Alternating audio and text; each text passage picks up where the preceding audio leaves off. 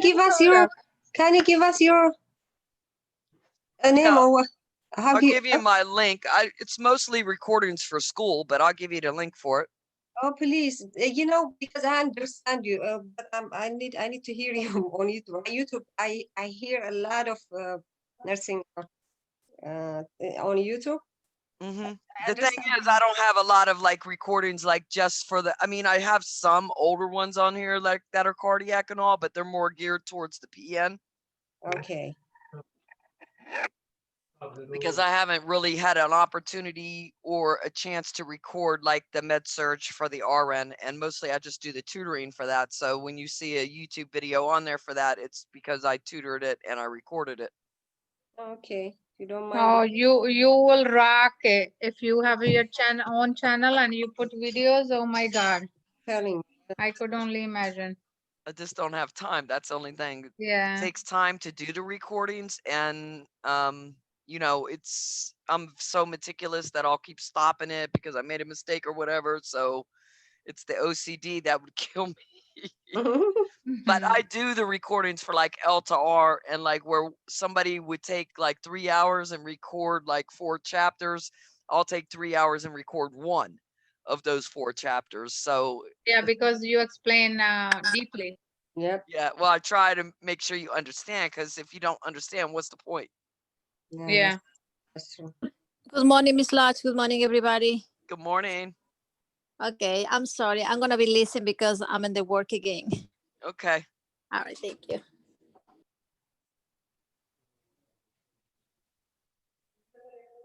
Okay, my turn. I'm sorry. Yes. The registered nurse is providing discharge instructions to a client who has had coronary artery bypass grafting. Which teaching is correct? No sexual activity for at least 6 weeks. Correct. That's right. Notify healthcare provider, redness, swelling, or drainage at the incision site. That's expected, right? No, not drainage. Hold on. Okay, notify. Okay, that's correct. Refrain from lifting objects weights greater than 5 pounds until approved by CPC. Yes, yeah, we talked about that yesterday. Yes. Okay, so you want 3, you want 2. What'd you say about 1? Yes. Okay, I really don't like 1, but they might have that as an answer. Generally, what you hear is no sexual activity until you can climb a flight of steps. Remember, 6 weeks is a long time for a man. Yeah. Okay, but let's see what they say. They might have that as an answer. It can vary sometimes. Yeah, let me see the others. Take shower daily without soaking chest and leg incisions. Take shower daily without soaking chest and yeah, that's it. Use lotion on incision now. Dressing change now. Dry. No, we don't use lotion. Okay, so you'll take all these choices? Yes. Wow, you were right. Okay. Explain. Medication, cardiac risk factor. Listen, whenever we talk about sexual activity, we always have to think about the men. Okay? Yeah, you're right. If you tell your husband he's not getting any sex for 6 weeks, what's he gonna say? Get out. Yeah. He don't care if his life is riding on the line or not. Yes. Now, here's the thing. Realistically, he might not be able to function, but that's not going to stop him from wanting it. That's right. Okay, so the answer is, would you go back, Mr.? Okay. Okay, so notify healthcare provider, refrain, okay, intake, okay.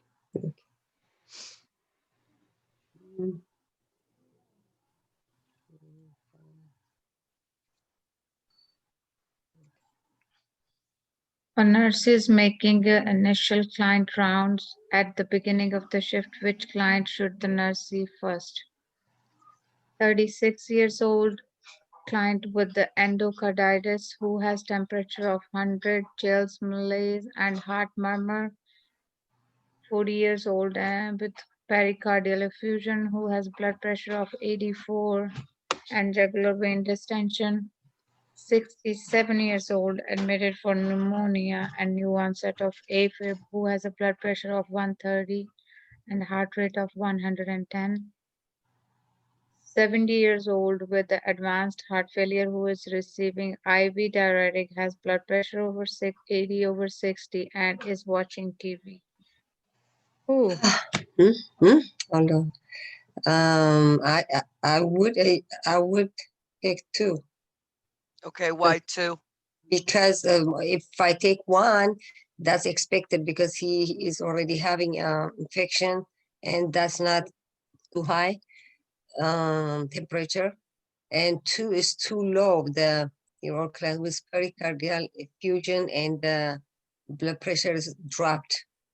That client is a risk for cardiac tamponade, pericardial effusion, then the blood pressure is dropping, and the jugular vein distension is Sign of her right heart. Okay, so now you've differentiated that, because what I was going to ask you is what's the difference between 2 and 4? mhm.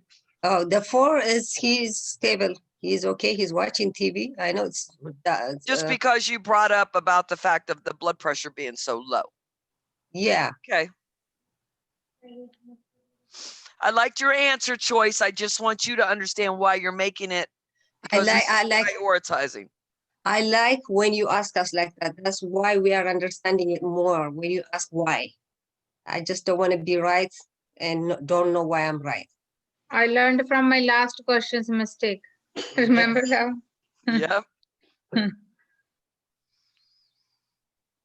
The client effusion should be seen first. The client is exhibiting signs and symptoms of narrowed blood pressure, hypotension, and jugular vein distension, developing cardiac tamponade, threatening complication of pericardial effusion. I think we need to really dig into cardiac tamponade signs and symptoms and treatments. It's a big priority. So you may see more in here, UWorld, about it than what you'll actually see on your exam. Mm-hmm. I just want you to give everything that you see your clear attention and understand why. Okay, so UWorld may place more focus on things that they expect to see on the NCLEX. Okay. But you have to think about all the cardiac conditions, because for your class, that's what they're testing you on, all cardiac conditions. Mm-hmm. So I want you So to learn UWorld is more like when we're done with our classes, then we can do the practice exams? Yes. Okay. But the reason why I use it for your tutoring sessions is because it gives you a lot of information that's probably in your book. All right. But it brings all that information to you in like 1 or 2 paragraphs. So when you see these black in bold stuff, or when you see these 5 or 6 things about this disease, this is teaching you about the disease process, because you can't treat if you don't know. Yes. So, you know, that's what I'm trying to do, is get you to understand how cardiac works in the system. Now, maybe we should spend some time also going through some of your PrepU questions. How are you guys doing in there? Yes, yes. Yeah, we should do that too. Yeah. We are practicing. I mean, we are doing it at least 20 questions a day as a group, 3 of us. But Okay. if you are being with us, that would be even better, so that you can explain it why we are right and why we are wrong. All right, so keep going through these, and I'm going to make a quiz real quick so that we can work on some in the PrepU. Okay, thank you. Okay, client admitted to the cardiac care unit with markedly elevated blood pressure and heart failure is receiving a continuous infusion of Nitroprusside. I don't even know others. 30 minutes later, the client appears pale and cold. It's Nitroprusside, okay? So nice nitrate. It's what? Nitroglycerin? Is that the, Yes. okay. Yeah. But when do we use nitroprusside? I don't know. You know, my Miss Sue, my biggest problem, I know I should read, but I don't work, I don't deal with medication at work. I work in a school. So I don't know. Yeah, but you're a nurse. I know That's you're not right. an excuse. That's not excuse. That's right. That's what I Okay, just said. because you Yes. never know when you're going to have to give a medication. Yes, that's right. And you have to know at least the majority of your medications, you have to know by class, okay? Yes. I took pharmacy in 2 weeks in the summer. Okay. All right, because that's the only time I could get the class in. Okay. So I couldn't have, I had to know the meds when I went into that class. I couldn't learn them. I wasn't going to learn them in 2 weeks. How do you get that opportunity? How do I what? I mean, how do I get to that class? I mean, just I mean, just go into your Saunders book and start working on farm because you need to know. And then NCSBN, if you look okay. at NCSBN pharmacology, there's a couple of templates they have out there that list the majority of your drugs, your classifications, what they're used for, and things that you need to know about them. Okay. But they're Also, going to do you- ask you, I'm sorry. Sorry, go ahead. I They're going to ask you more specific questions when you get into exams. So you really need to know the drugs inside and out. Like if you're doing cardiac, they're going to ask you specific questions about those cardiac drugs that they're going to expect you to know. Okay. I was saying we have quizzes or on the prep view from Right. Try Yeah. to use. Okay. Thank you. We will do it together also. Oh yeah. Yeah.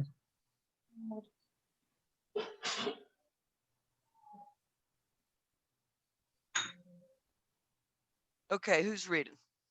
Okay, so I just read that, and 13 minutes later, the client appears pale and cold, clammy skin, and reports being lightheaded, which is the priority nursing action.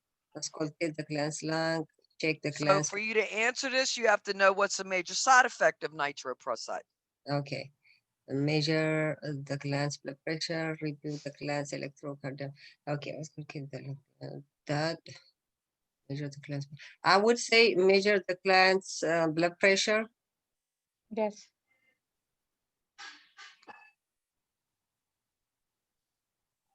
So nitroprusside is something that we use for long term. You might see this used in someone that has like that variant angina or something along that lines. Okay.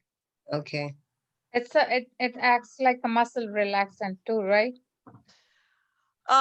It could, okay, because it's going to control that blood pressure. It's going to vasodilate. Mm-hmm. I don't know about the muscle relaxation. I would have to look at that. Okay. It relaxes the veins. All right. It vasodilates. I believe I read in our book that it says a smooth muscle relax, something like that. If we Well, check. let's look it up. Okay. When you have questions like that, it's best to just look it up. That's how you learn, looking stuff up.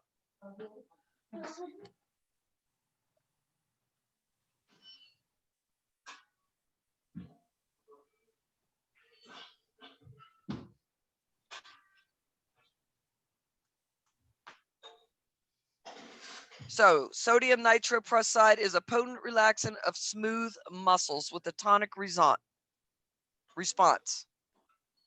Mm-hmm.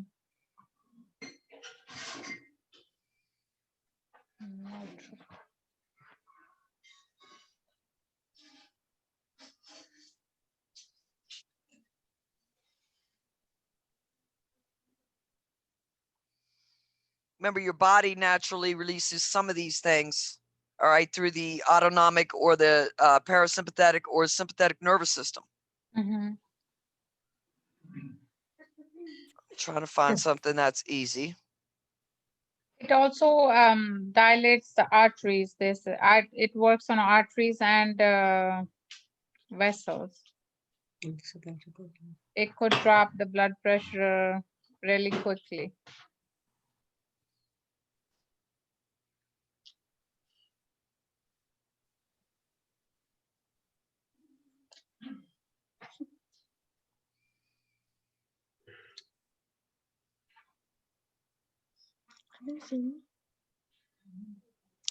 So although the nitrates can dilate both the arteries and the veins, venous dilation predominates when the drugs are given at normal therapeutic doses. Venous dilation reduces the venous pressure and decreases the ventricular preload. This reduces the the stress wall on the ventricular area and the supply demand. It also reduces blood flow, okay, for patients that have compromised vessels like in coronary artery disease.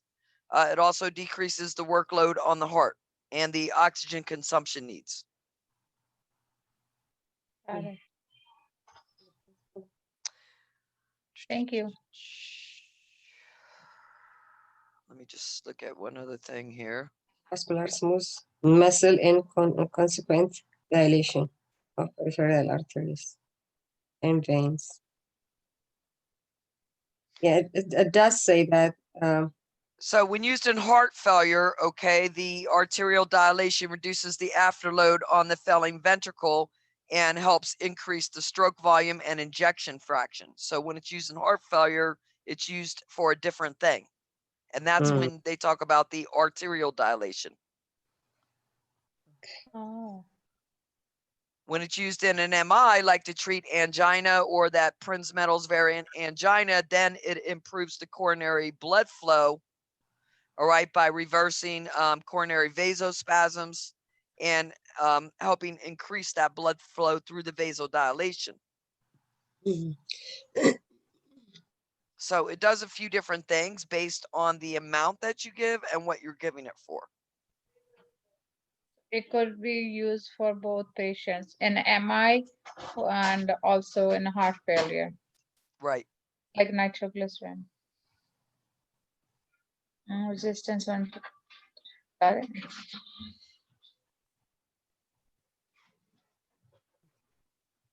Did you have your breakfast?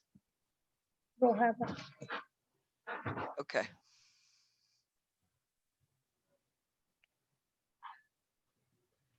So one thing you can see is you have to be careful with patients who have kidney disease because the nitroprusside could actually turn into cyanide and become toxic for that patient. Oh. A client with the peripheral arterial disease is visiting the health clinic. The nurse completes a health assessment, which statement where the client indicates a priority need for follow-up teaching. I always take my simvastatins in the evening. Could I prop my legs up in the recliner and use a heating pad when my feet are cold? No, that's not good. I have been walking on my treadmill at home for 15 minutes each day. That's good. I have noticed that I don't have much hair on my lower legs anymore. Yeah, that's expected. Number 2. Okay.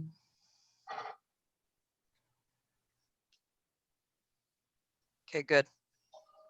And we already know because of the decreased, all right, circulation. We have to be careful.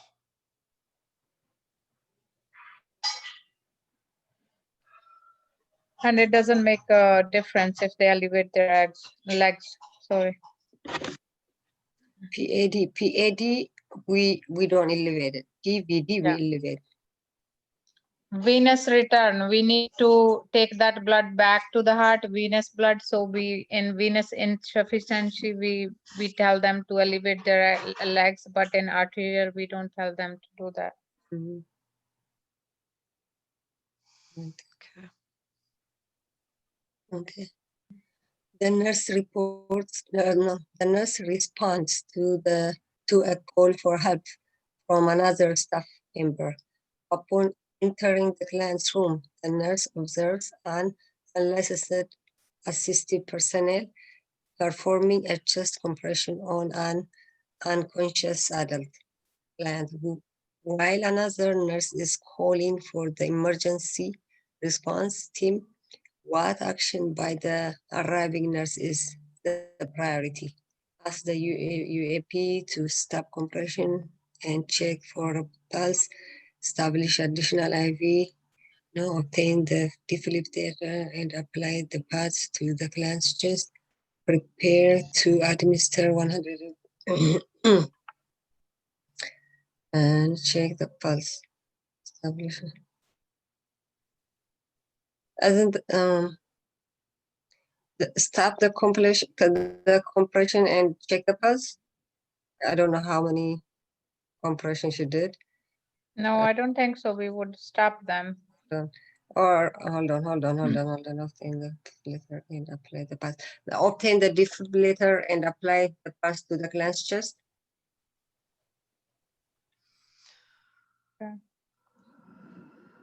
Establish additional IV. We don't do IV while we are No. performing CPR. I would say okay, yeah, for 3. Okay, good.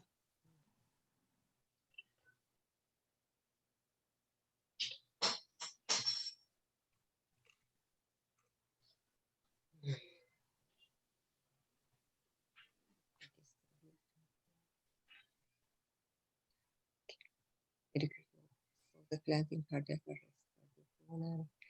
Resuscitation must be started immediately. Early defibrillation is key in resolving life-threatening ventricular fibrillation or and should not be delayed. The arriving nurse should obtain the defibrillator and apply the patch to the clenched chest. Okay.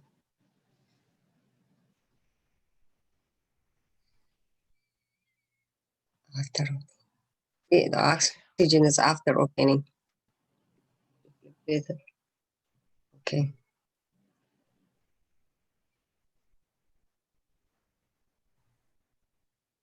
You want me to read, Samanjit? I can read it. The home health nurse is visiting a client discharged 2 days ago after coronary artery bypass graft. The client reports fatigue and palpitations, and the nurse connects the client to portable heart monitor. The nurse recognizes that displayed rhythm as which type. Click on the exhibit button.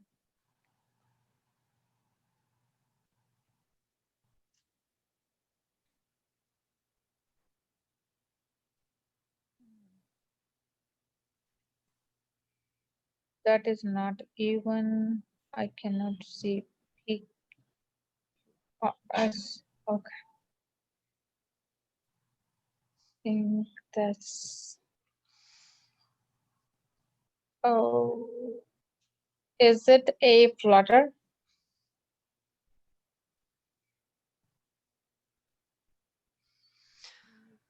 I don't think it's a flutter.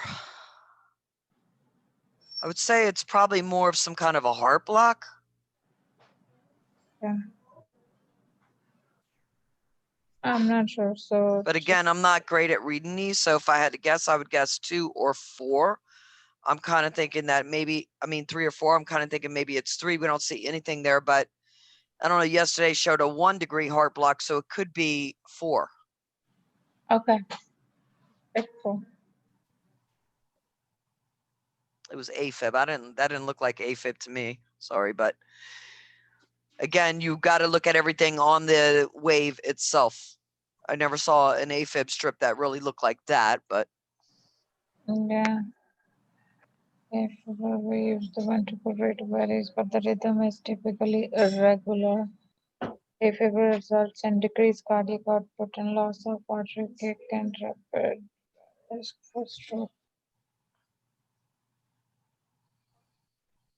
okay, They what all I'm look going to, different when they present these EKG leads. They look different. When in a real life we can like see it closely and everything is different. yeah. I'm going to give one of you guys my remote control. Okay. So, Samanjit can help. who what? Okay. Because I want to try to create this test in the prep you. So this way you can control the questions while I'm trying to do that real quick. Okay, thank you. You got it? Yes. Okay.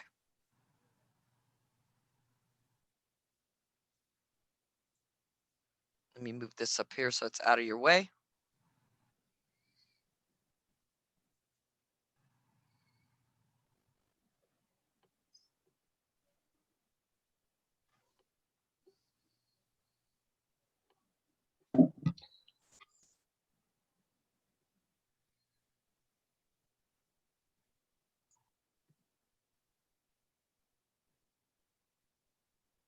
Okay, see, Okay. You want me to read? I can read it. That's fine. A client develops sinus bradycardia with blood pressure of 90/40 and heart rate is 46. Which of the following actions should nurse take? Give scheduled dose of metoprolol. No. Nope. She's already bradycardia. Yeah. Instruct client to cough forcefully. No. Place client in a reverse trending work position. Prepare to administer atropine 0.5 IV push. I would say atropine. Yeah, between 3 and 4. Let's try. Okay. Yeah, you're right. Oh, sorry, you can pick it. You have the remote. I forgot. That's okay.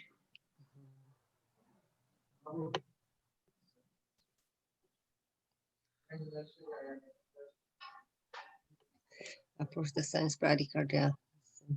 Pulse greater than 50 per minute, no less than 50 per minute, and simple.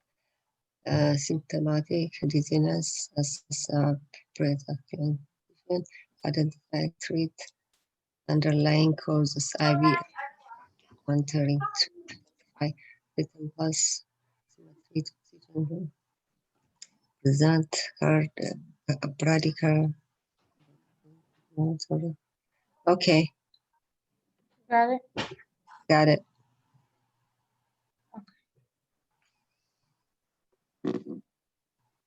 Okay, a client with heart failure has gained 5 pounds over the last 3 days. The nurse reviews the client's blood laboratory results. Based on this information, what medication administration does the nurse anticipate? Click on the exhibit. Okay, sodium 126 is low, potassium is normal, calcium is normal. Okay. So, sodium, okay, so I would say furosemide, but No. her sodium is too low, huh? Yeah. Okay, so what was your, let me see your labs. The sodium is low.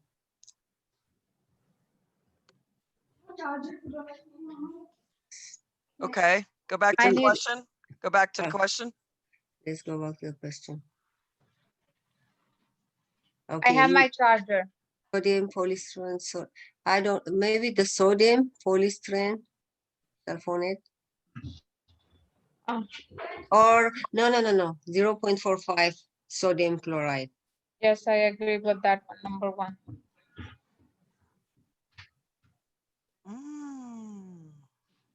Let's see. I would have Oh, went with the furosemide. I'm not sure why you would have picked sodium chloride in a yeah. client with heart failure. Yeah, I said it first, and because the sodium was low, and I thought it too But the because sodium could be hemodiluted from the fluid, extra fluid in the body, no? oh, right, my bad. right. Okay.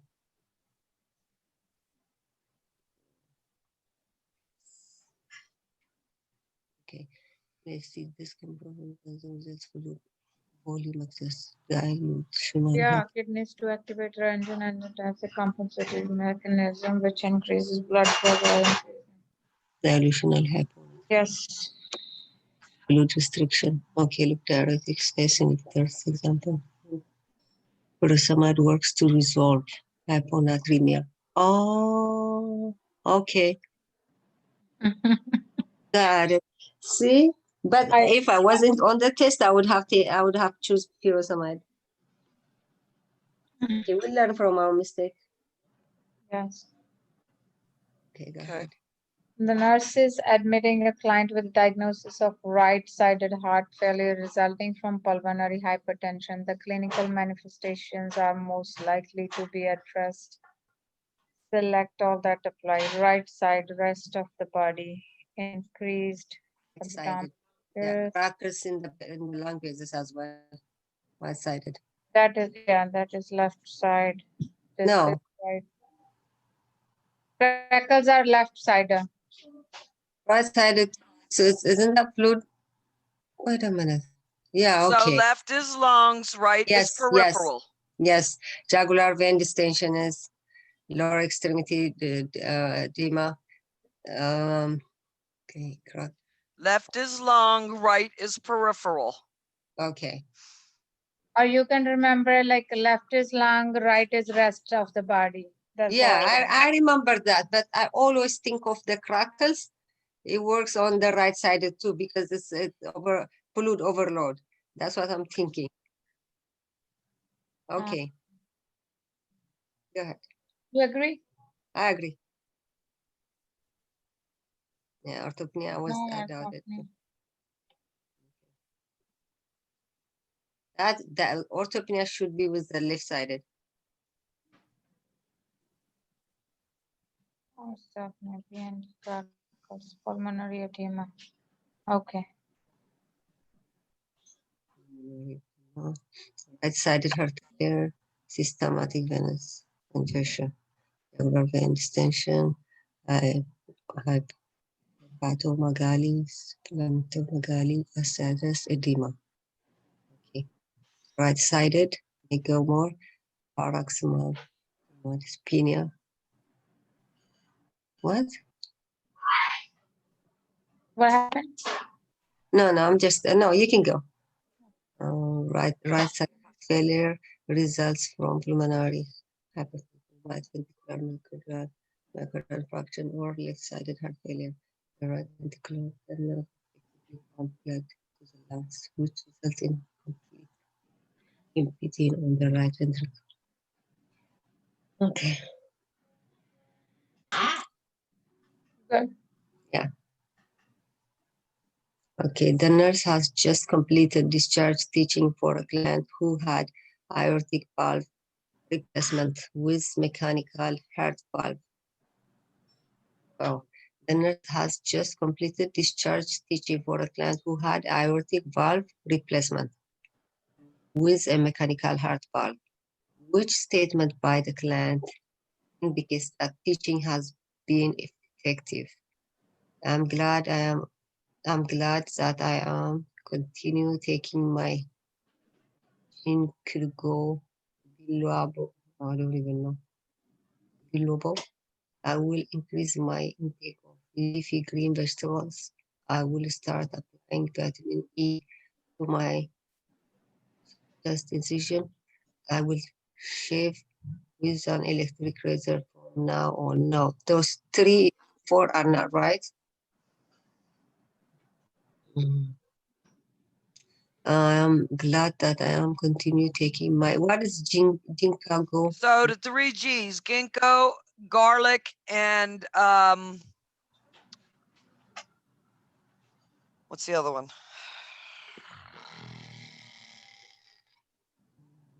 Ginkgo, garlic, there's another one.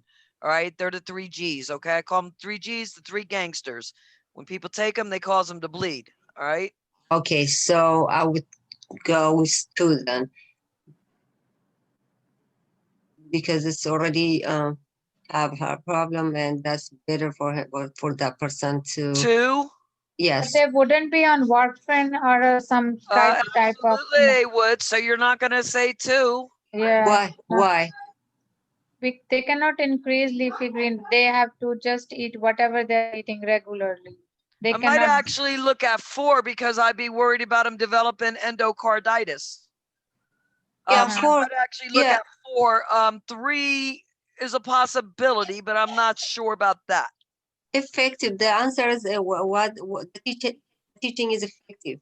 Okay, so you're going to increase your green leafy vegetables when you're on Coumadin? Where it doesn't say Coumadin. Does it say Coumadin? But they have okay. to be, It doesn't right? say Coumadin, nurse.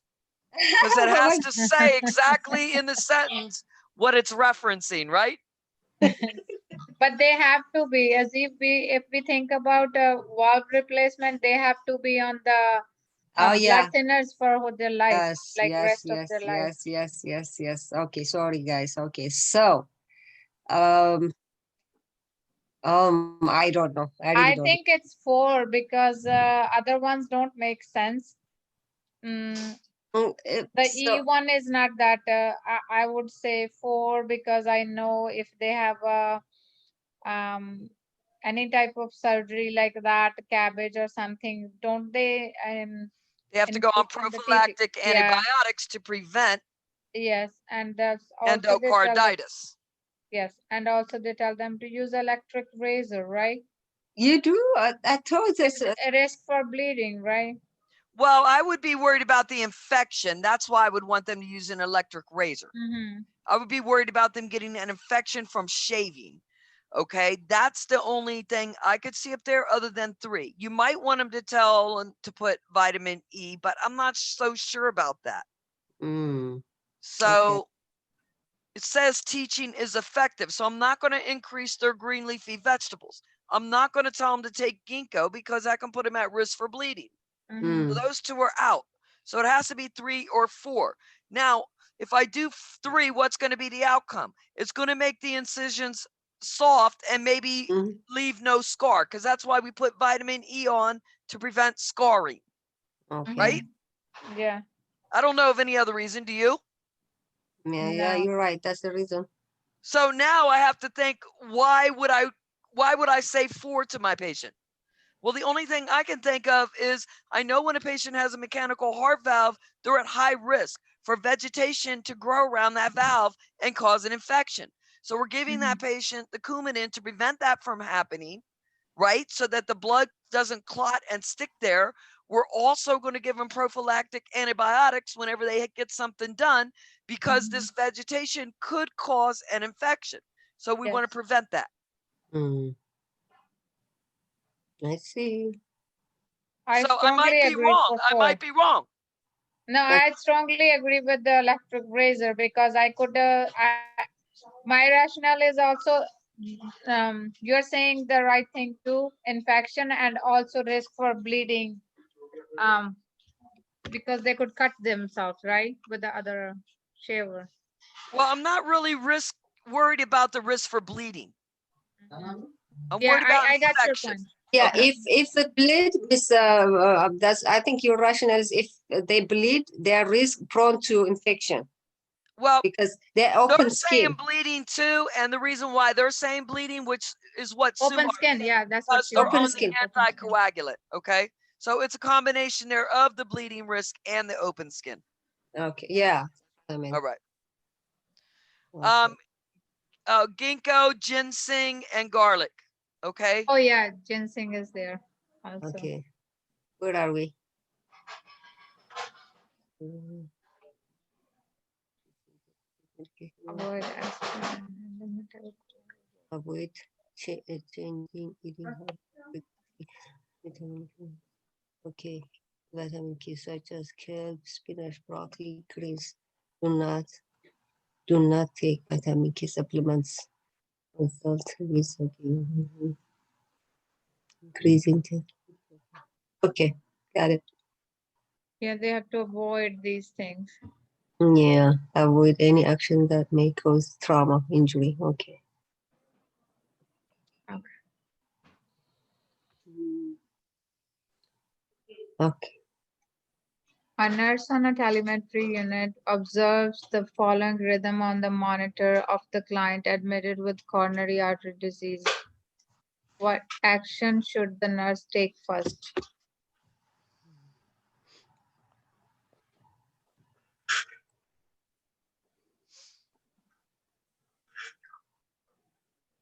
Oh, they're missing.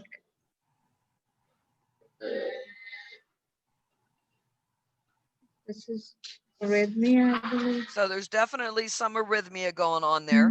Yeah. So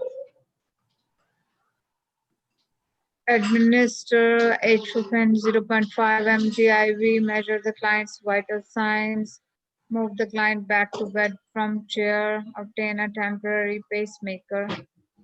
Arrhythmia.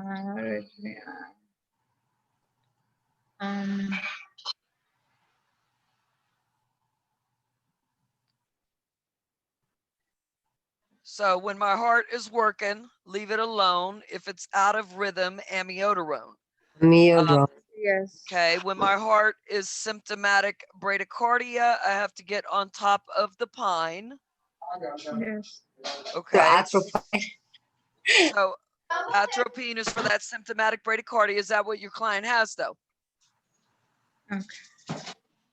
You got to go back and look at the exhibit. Is that what your client has? No, they have dysrhythmia. That's what it looks like. Okay, so that's not symptomatic bradycardia. Look, there's no bradycardia there. How many beats do we have? So you're not going to, atropine should not be your choice of drug here, in my opinion. Yeah, we have about 4 times 5. What I'm saying, if I was going to give a drug here, it'd probably be amiodarone. That's not a choice. So what else could you do? I would say a pacemaker or vital signs. Okay, so it's going to be one of those two. Now you might want to look at the vital signs because of blood pressure, respirations, and all that, but the pacemaker might get the person on track. So which one's more important here? Pacemaker. 4.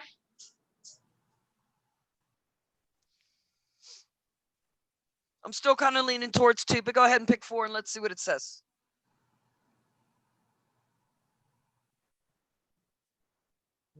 Yeah, you're right. I'm not there today, you see. Mm. My bad. Today is not a good day. I got a parking ticket this morning. It's okay. Where did you go? My days, there might be some days I'm on here when I can't play this game either. Yeah. My brain just isn't firing. Yeah. I'm keep thinking, why did I park there? Okay, educational objective. Can I see that one? Assess the client second degree arteriovascular block type 1 for symptoms associated with the rhythm. Yes, this is intermittent block. Usually occurring at the level of if.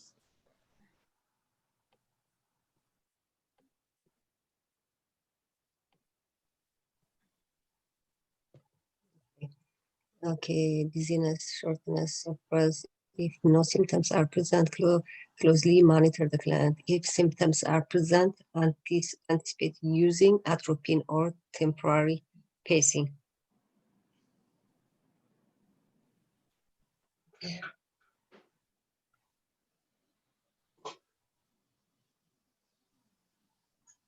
A client admitted with acute myocardial infarction suddenly displays air hunger, dyspnea, and coughing with frothy pink taint sputum. What would the nurse anticipate when auscultating the breath sound of the client? Bronchial breath sound at the lung periphery, clear vascular blood sounds, diffuse bilateral practice at lung with striders in upper. How goes 3? Okay, why 3? Because there is pulmonary edema. He is doing 40 pink tingle sputum. Okay, because of the pulmonary edema. That was exactly what I wanted to hear.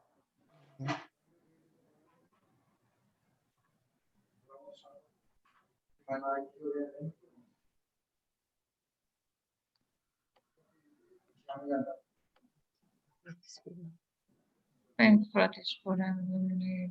Yes. Exactly.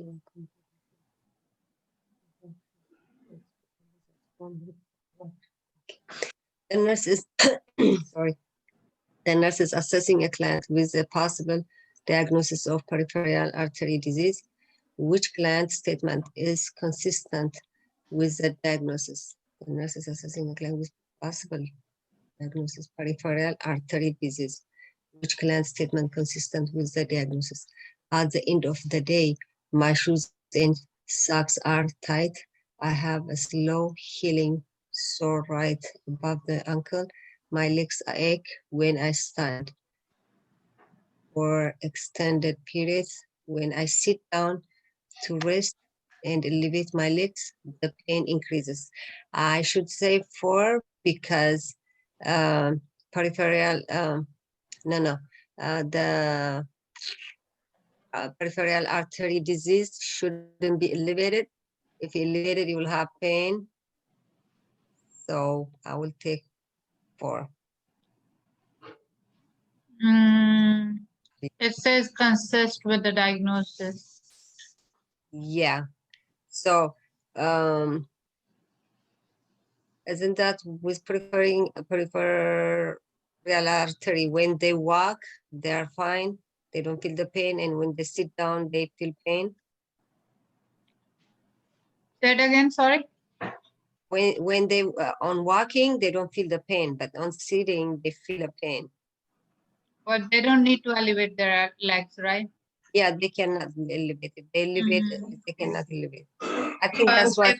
If it's an arterial disease, if they have the oxygen is not going to the peripheral area, that means they will have a poor healing. Yes. I don't know. Okay, so which statement is right? That's what they're asking you. Which statement is right? Yeah. So I would say 2. I have some healing, so maybe. Okay. Because this, at the end of the day, my shoes and socks are tied. So that means edema. Edema. And that's with vascular. My legs ache when I stand for extended periods. And what about for elevation? Do we elevate for arterial or do we No. elevate? No, we don't. Yeah. Okay, so they're asking which statement is right. 4, I would go with 4, but you can pick whatever you're thinking. Okay. I'm thinking 2, but that's okay. We'll pick 4 and learn from it. She's right. I need to learn now why it was not 2. Because we don't elevate. And they're asking for the right statement.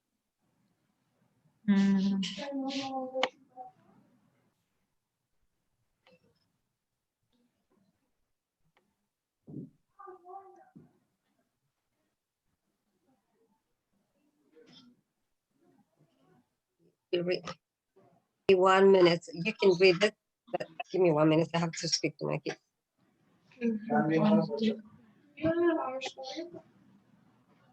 I don't think so. We used it yesterday. We don't have it anymore. I'll go get it today. No, it's fine. Okay.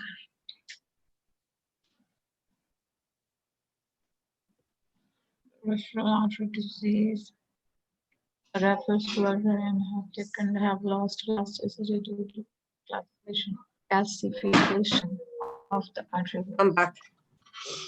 Okay. Can I see the question that I missed? May I? Oh, we're doing the same thing. Okay. Okay. Yeah.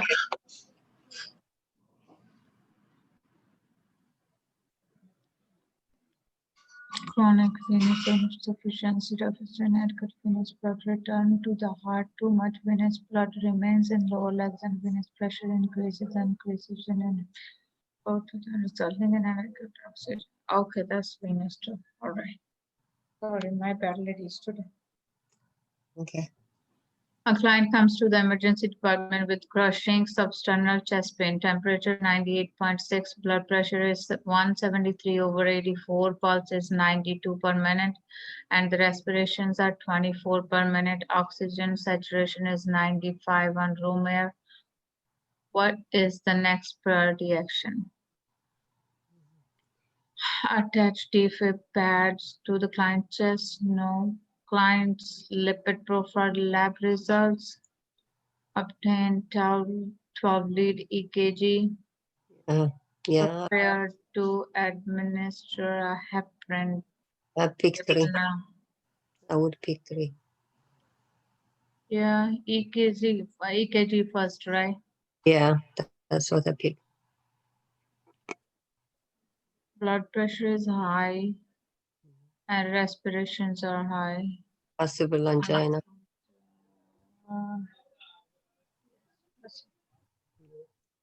book.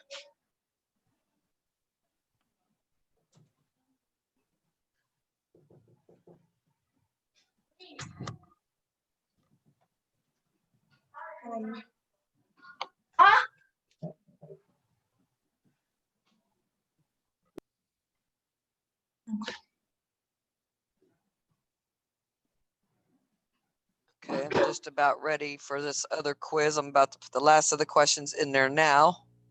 Okay. 62 years old client is scheduled for open abdominal aneurysm repair. What key assessment should be made by the nurse pre-operatively? So pre-op, assess and compare blood pressure in each arm, assess character and quality of peripheral pulse, assess for presence of absence of hair on the lower extremity, assess for presence of vowel sound. I would say pulse. Okay, number 2, assess the quality and character. Mm-hmm. Okay, that makes sense. You want to know before what it is so you can compare after. Yes. Agree, Azib? Yes, I agree. Okay, so I'm going to stop this share here so I can pull up the other quiz. No problem.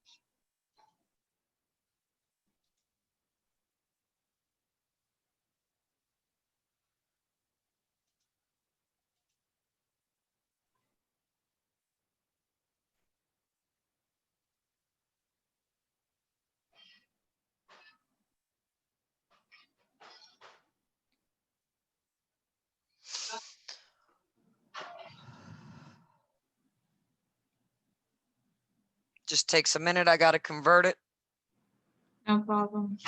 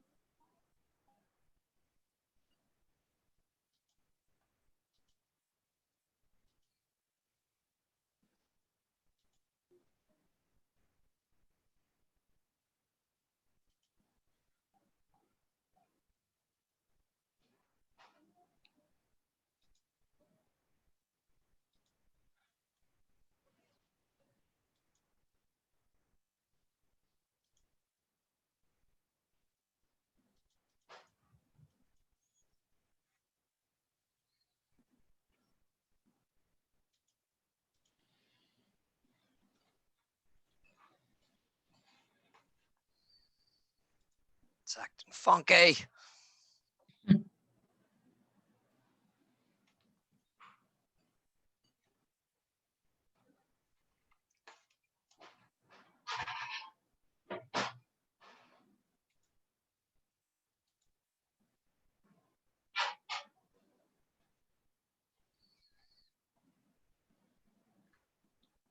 Come on, prep you.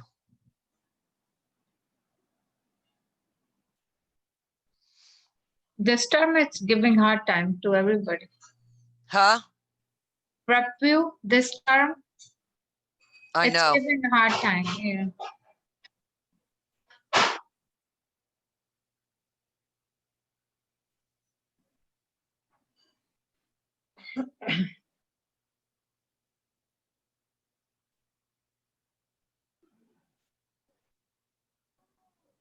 Seeing if it's will load on my other computer, but it's not loading there either.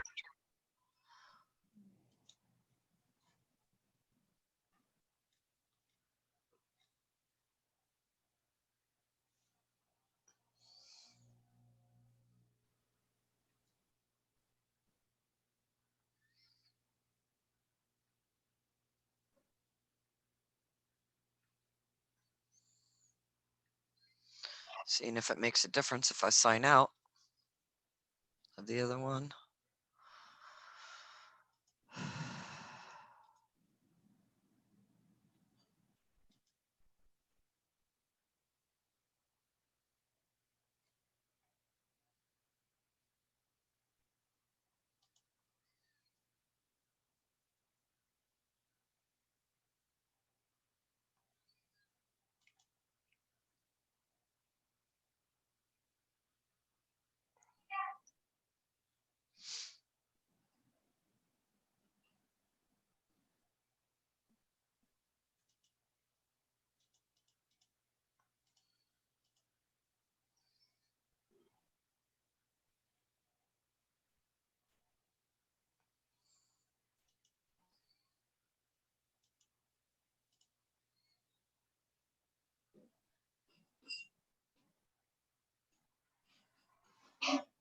Okay, got that part up. Now if we can get the other part up, we'll be good.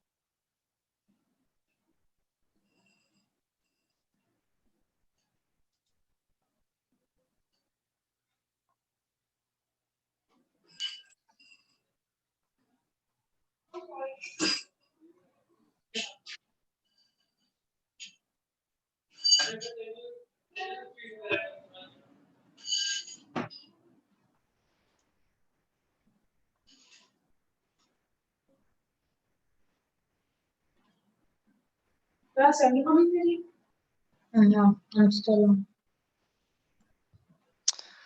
All right, well, let's see if you'll be able to read the questions.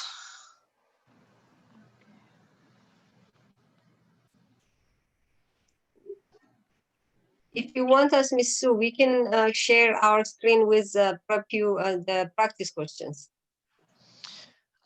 We could do that, but let's see if it's gonna see first. Tell me first if you're able to read the questions on the screen, all right? That's Okay. here. Okay. All right, I'm gonna share the screen in 1 second. Okay.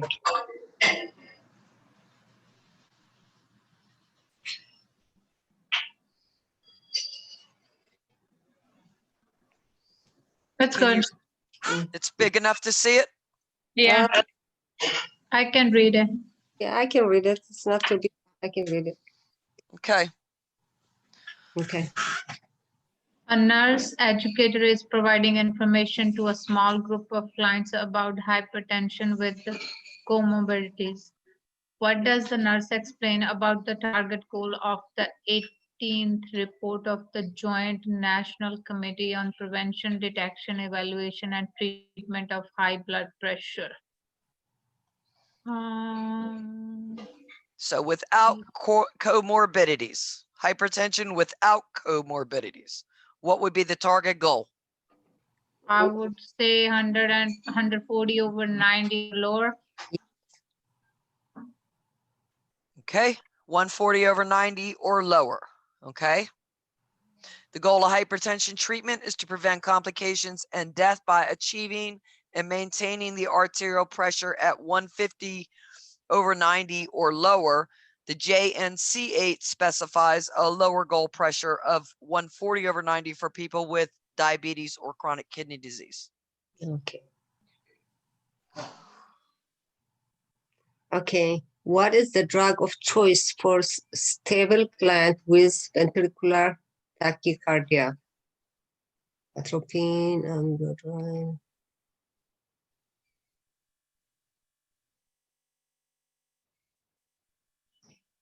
With stable tachycardia. Amlodipine? Just guessing. Which one?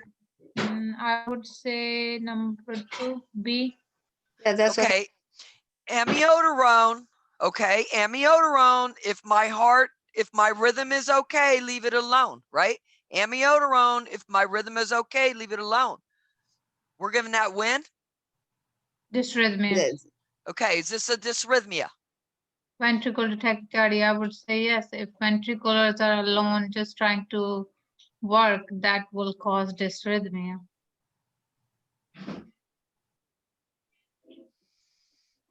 Okay, I think you're going to be wrong on that, but I'm thinking that it's probably C or D, but let's see.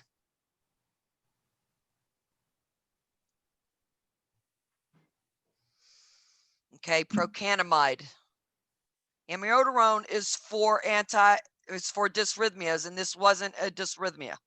This is VTAC. It's ventricular tachycardia. All right, so procanamide when my ventricular rate is high. Procanamide when my ventricular rate is high.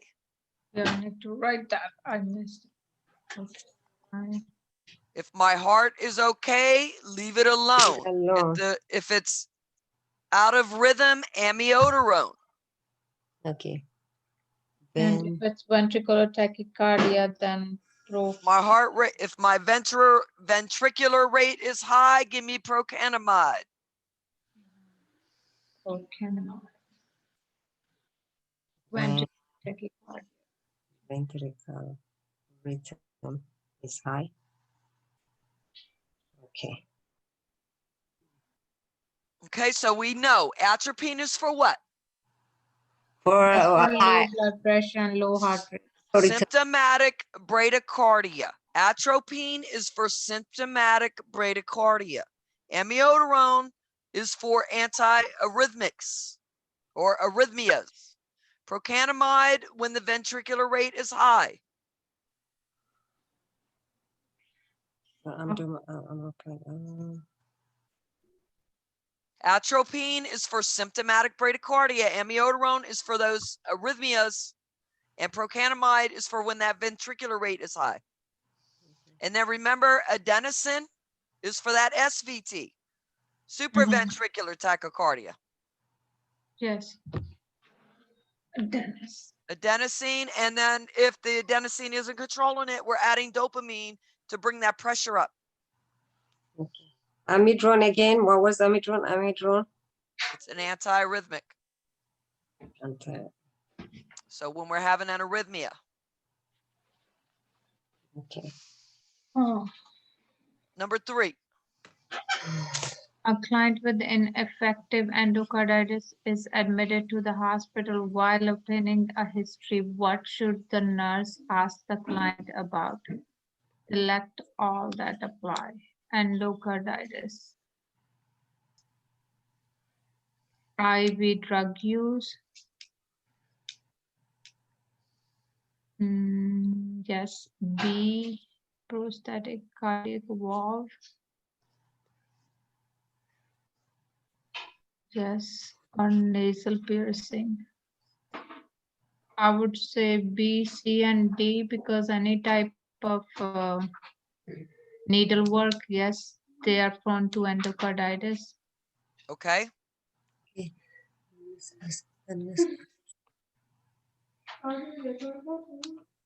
Aziv?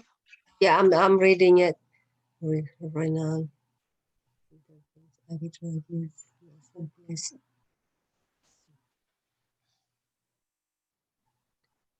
Yeah, I agree.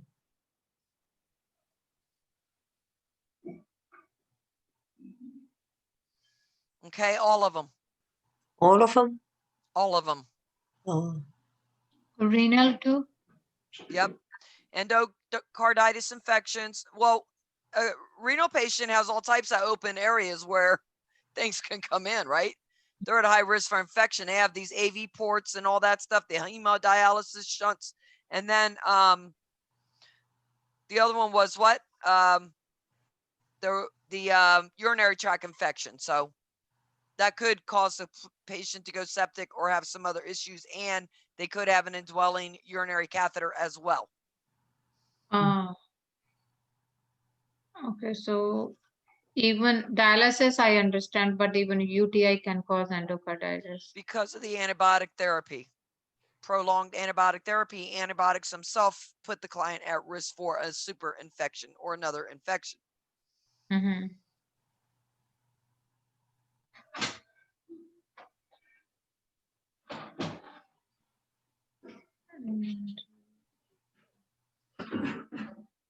Got it. Thank you. okay. Let me see. Renal dialysis and The nurse is teaching a client with heart failure about digoxin. What statement by the client indicates the teaching is effective? Select all. heart failure. Digoxin is a glycoside. I will watch my urine output to be sure that medication is not affecting my kidneys. Okay. That's right. Yeah. My dear. If I take my digoxin, I should have limit episodes of shortness of breath. That Mhm. okay, that means heart is contracting deep. All right, possible. The digoxin will increase my appetite, so I should weigh myself daily. Now, the medication will increase my heart rate and my blood pressure.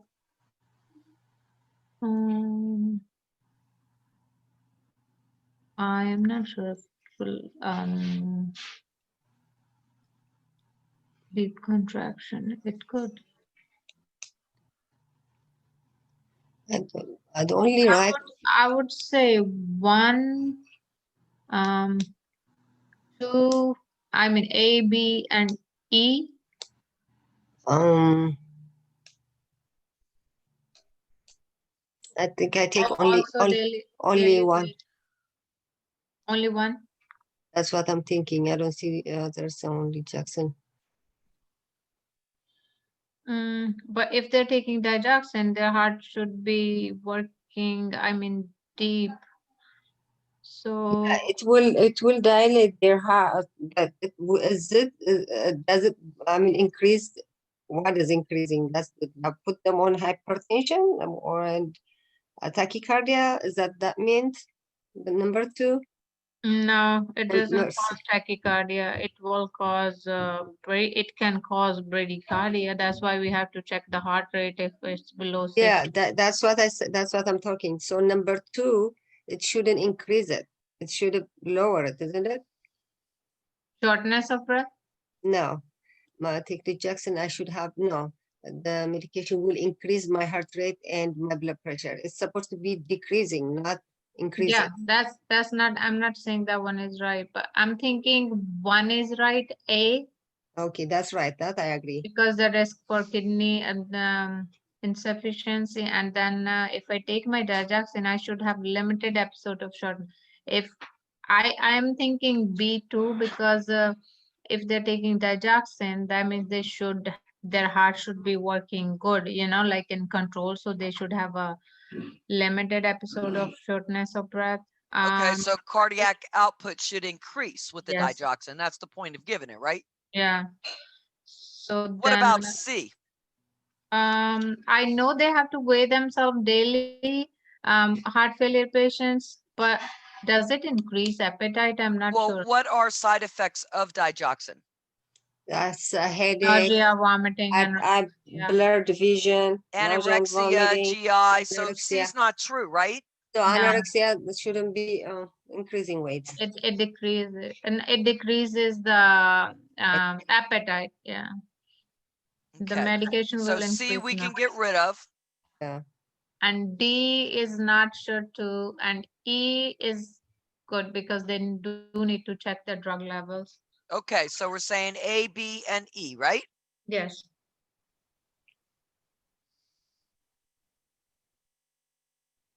Good job. They didn't pick E on here. Yeah. The reason why, because usually with the digoxin, it's not necessarily monthly. Yeah, that's what I was thinking. Okay. All right, but I am okay with the fact that you picked it because you understand that it does have to be monitored.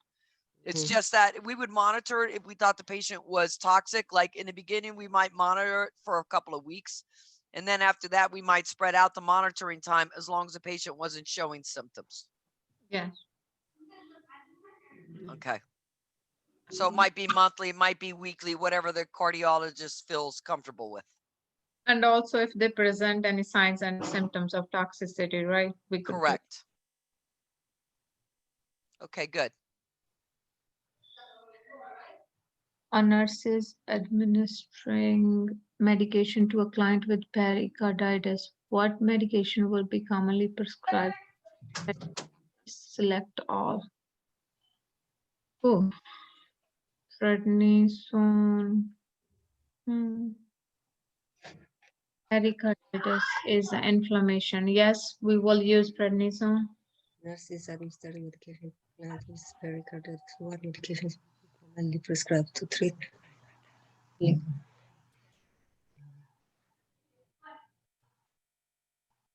Also, You're reading 5. what is the colchicine, Miss Loesch? The what? What is the first medication? A. Colchicine. Colchicine.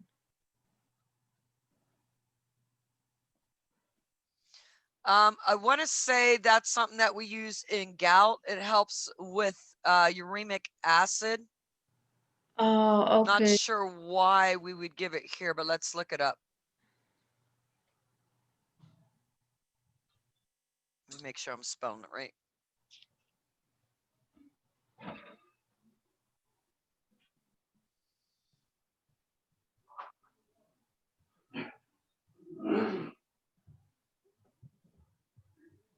What are we giving it for here? Pericarditis.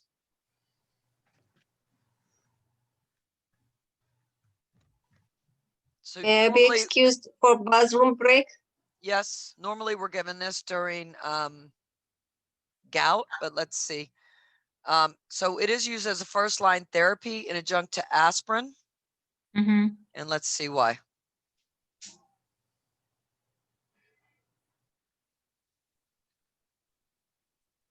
If we can.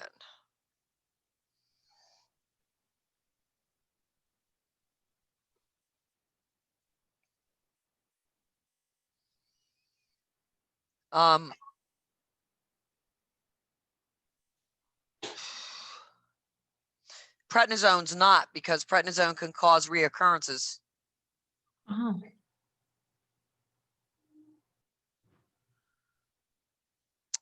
That one's not telling me. Let's see.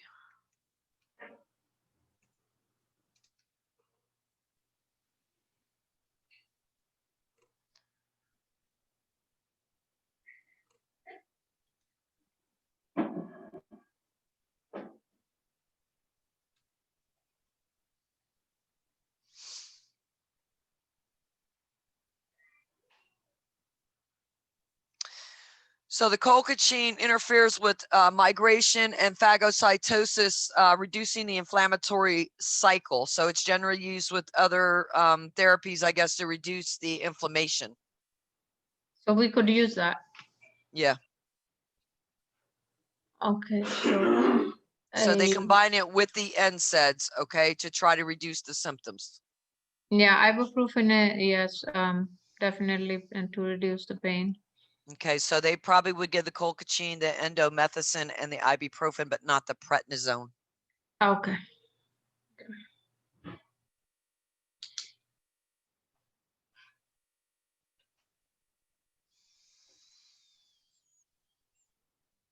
Right, the prednisone would be given if it was severe or if the patient didn't respond to the NSAIDs, but also the prednisone could cause reoccurrence of the symptoms because remember that it's also an immunosuppressant. It can risk for further infections, right? Yeah, but for severe cases, we might have to give it if the other medications weren't working. Right, so it is the colchicine, the endomethacin, the ibuprofen, and the prednisone. But just remember for the prednisone that would be for more severe, usually. Okay. Can you hold on there for a second? I can write down the name so I can. Okay. I was not sure about this coaching. Is it like medication? What is the other medication they take it for uric acid? Yeah, it's the same thing. Yeah, it's the same thing they take for gout. Okay. Thank you. You can go next. I just want to look up something here before I move on. Mm-hmm.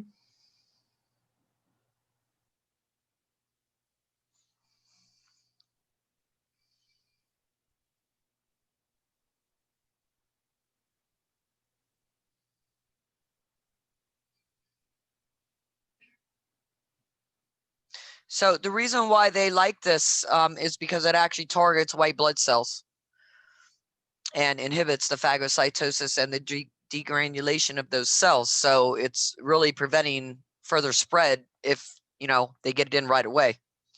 Mm-hmm. Okay. So it doesn't help with the gout, that crystal-induced gout, but it also helps with recurrent pericarditis. Got it. Thank you.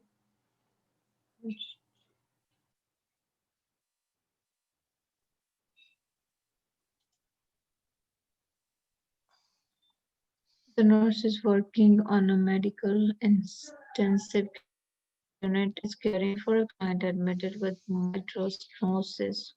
Well, the nurse assesses related to the pathology of mitral stenosis. Mitral stenosis is like a valve has become like a stone, narrowed. Fatigue, definitely, because but that history.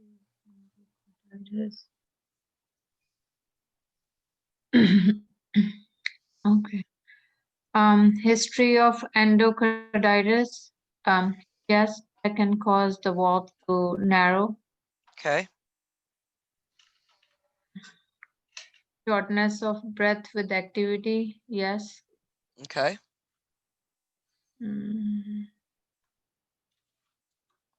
Low pitch. Hold on. The blood is backing up. I would say it's high pitched because the blood is wet. It's not coming. No, low pitched because ventricular doesn't have enough blood to pump out, right? So they're trying to low pitched hearts murmurs. Okay, so you got fatigue, low pitch murmurs, shortness of breath, and endocarditis. Yes. Okay, good.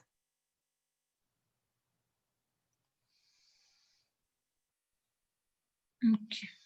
All right, so those clients with that mitral stenosis are going to have fatigue, low pitch murmur due to that turbulent blood flow, the shortness of breath from the poor cardiac blood flow, and a decrease in the cardiac output. Also, that endocarditis, remember we talked about the valve damage from that vegetation that can occur there. And then the high pitch murmur would be seen in regurgitation. Yes.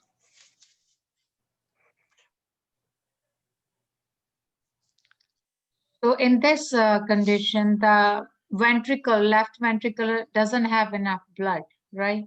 Because the valve is narrow.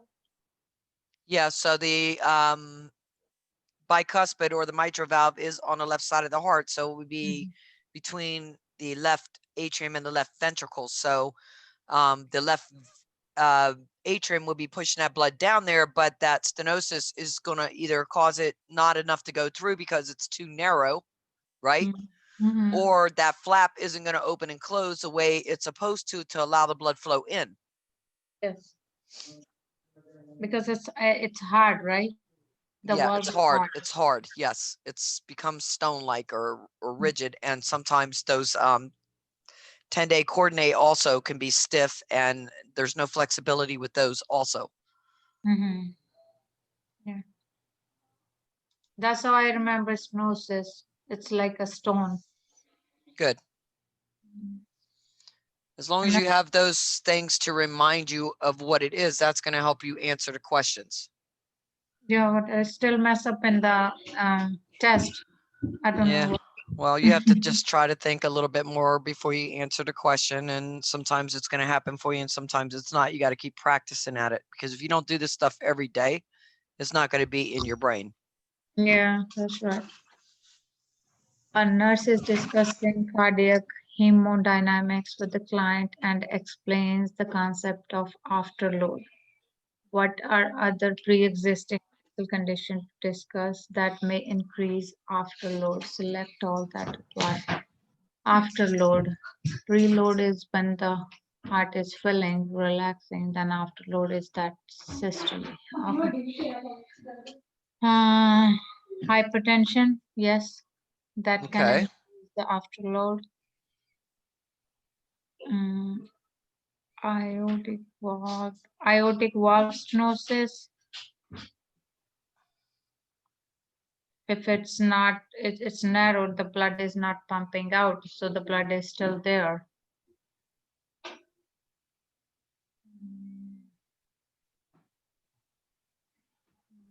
Back. Sorry. What question? We're on 7. Okay.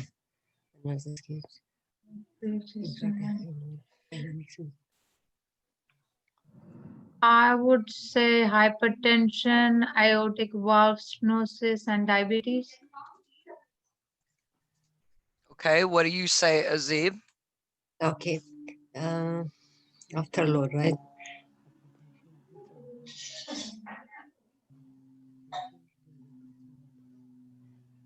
I think saw this question somewhere. Yeah, diabetes mellitus, aortic valve stenosis, and hypertension.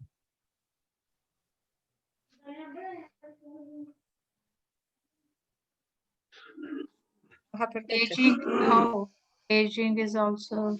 So aging, hypertension, stenosis, or aortic valve stenosis. Aortic Hypertension is valve. not, I think. It is hypertension. Oh, okay. How does, okay. Aging, hypertension, and mitral valve. Okay. Major factors that determine afterload are diameter and distensibility of the greater vessels, opening and competence of the semi-lunar valves, the pulmonic and aortic. If the client has significant vasoconstriction, hypertension, or a narrow valve opening, resistance or afterload increases. Aging causes muscle stiffness, increasing afterload.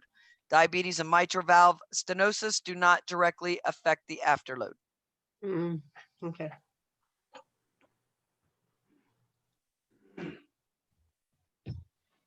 Okay, number 8. When patient is taking an immunosuppressant following heart transplantation, the nurse should determine which of the following as the most important intervention. Assess the signs every 4 hours, educate the patient regarding signs and symptoms of infection, place the patient in an isolation room, prevent exposure to potentially harmful agents such as fresh fruit. Prevent exposure to potentially. I know. I know that they have to prevent. They cannot have flowers and fresh fruit, I believe. So educate the patient regarding signs and symptoms of infection. That's one. I'm not sure if we place the patient, but we probably need to isolate him because of the infection. Okay. So this isn't a select all that apply. Oh, that's not okay. Then educate. I would say educate the patient regarding signs and symptoms of infection. Prevent exposure to potentially harmful agents. Okay, it's between 2 and 4.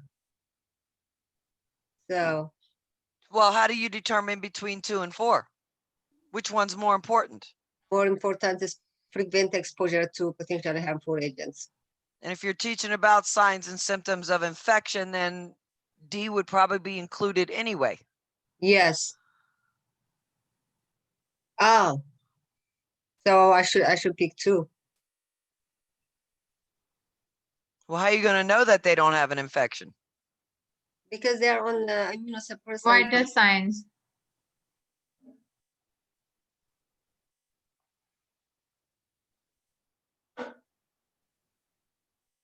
Okay, because that's how you're going to know they don't have an infection. You are going to do those other things, but this is 4 hours after, or a couple hours after the heart transplant. We think too much into the question. So which one is the answer? You're assessing for the sign and symptom of infection. That's more important than the teaching. Okay, so that it will include everything. I mean, you'll teach them including the You flowers are and going to do those other things, Mm. but when they're taking the immunosuppressant, the most important thing is to determine that they don't have the infection. So how are you going to do that? Through those vital signs, right? yeah. Okay.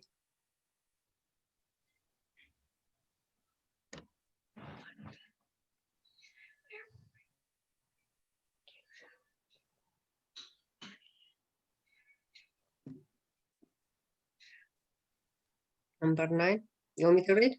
The nurse is admitting a client immigrating from a developed country with mitral valve regurgitation.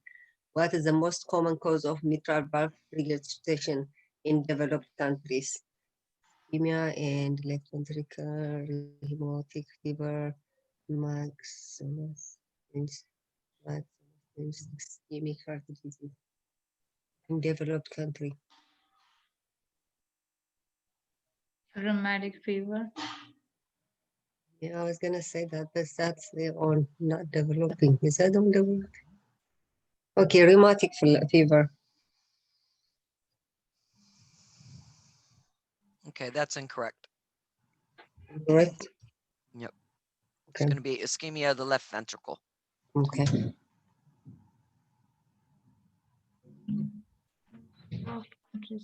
Degenerative changes in. So this is on page 793 of your book, all right, chapter 28.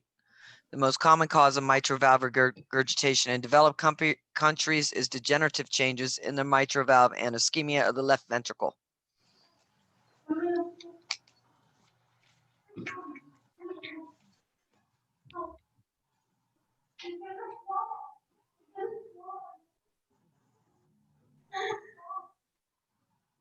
Condition leading to include mention.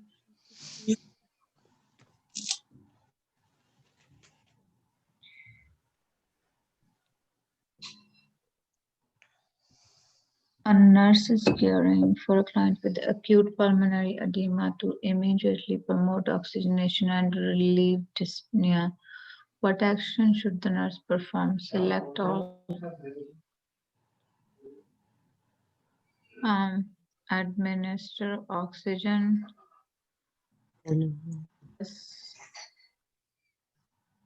Place the client on upright position. Acute pulmonary edema, yes. Have the client take deep breaths. Perform chest physiotherapy. Instruct the clients.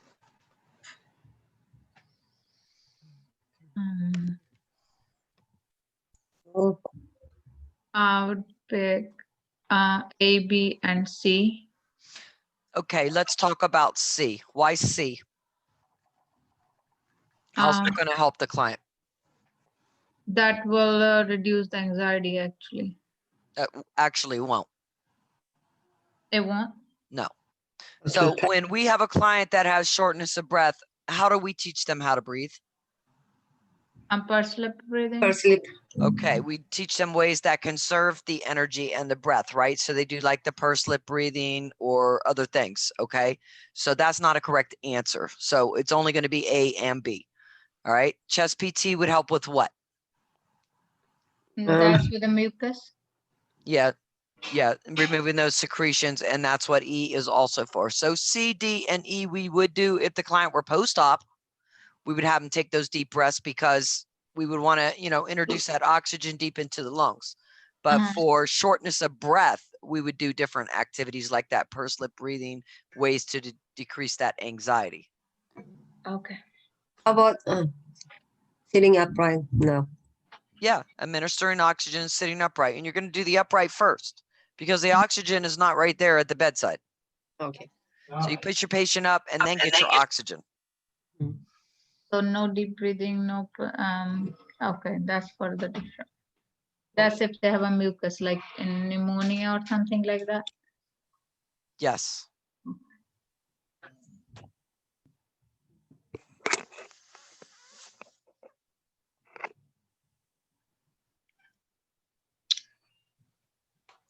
Okay.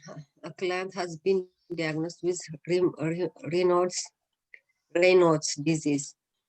Which self-care strategy minimize risks associated with this disease? Select all that apply. Wear gloves. Yeah, wear gloves is one of them to protect hands. Isn't that Raynaud's is that they get cold, their hands really cold? Yeah. Well, it's not asking about cold.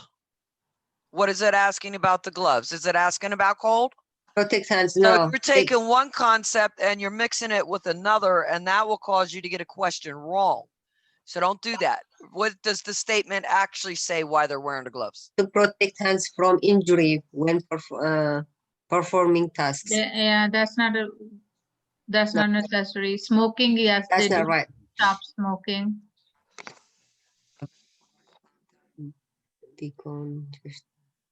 Medications. Yes, they can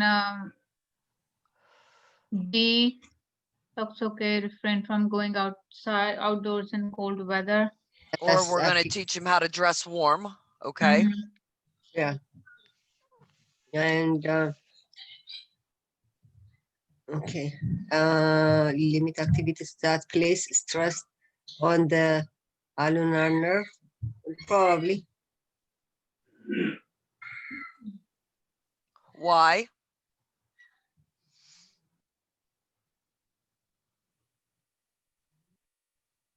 Because we should avoid all the injuries. That's what I'm thinking. I'm thinking B and D. So you're looking on select all that apply. That's going to cause you to get answers wrong, because on select all that apply like this, you want to pick answers that are correlated just to what they're asking you about. So is that specific to Raynaud's disease? No.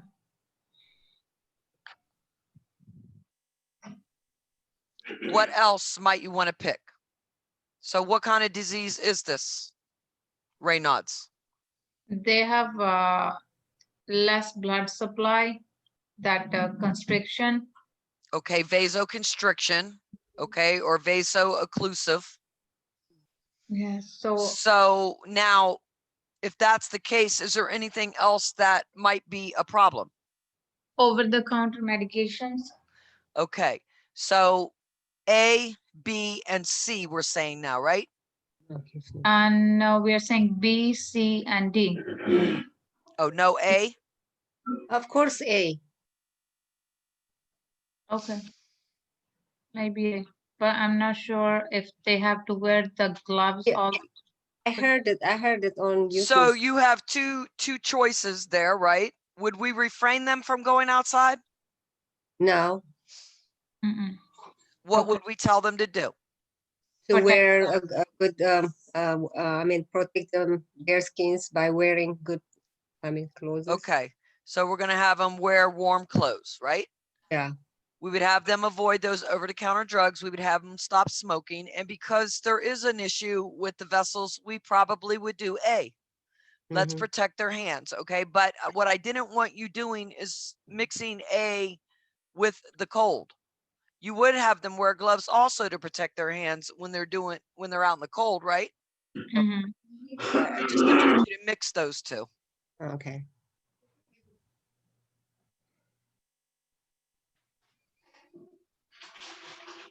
Gloves, do not smoke, And over control. Okay. so we wouldn't tell them to stop going outside. We will educate them how to protect themselves to go outside. Yes, warm socks, mittens. Yeah.